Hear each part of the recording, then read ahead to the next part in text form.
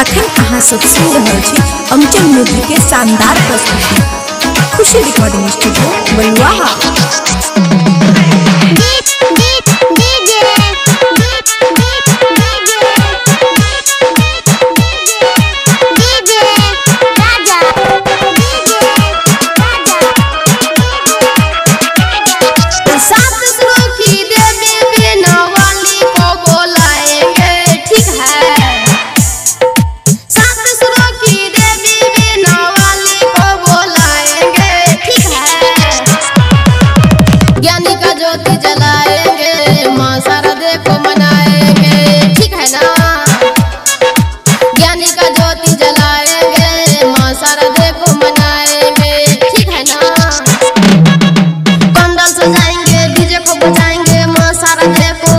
सजाएंगे ठीक है, पंडाल सजाएंगे, डीजे को बजाएंगे, माँ शारदे को पहाड़ पर सजाएंगे ठीक है।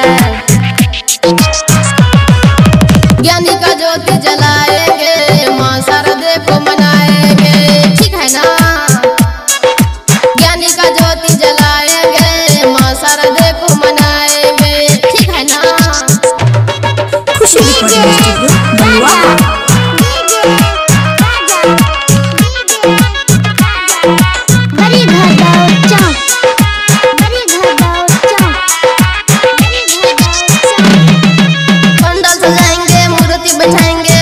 बुलाई कर पूजा करवाएंगे ठीक है, पंडाल सजाएंगे, मूर्ति बैठाएंगे, पंडा को बुलाई कर पूजा करवाएंगे ठीक है।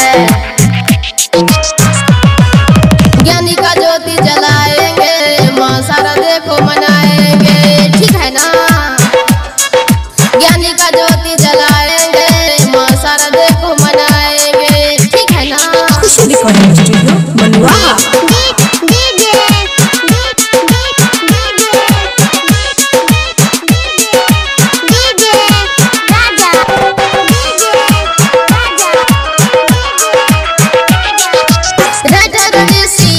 बुलाकर हम मन खूब कराएंगे ठीक है, राइटर ऋषि राज को बुलाकर हम मन खूब कराएंगे ठीक है।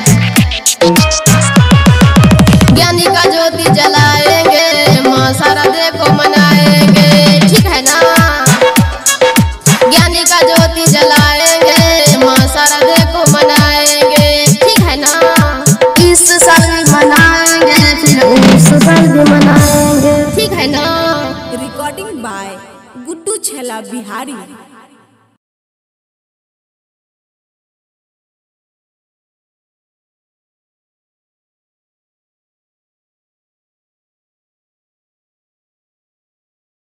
खुशी रिकॉर्डिंग स्टूडियो बलुआहा।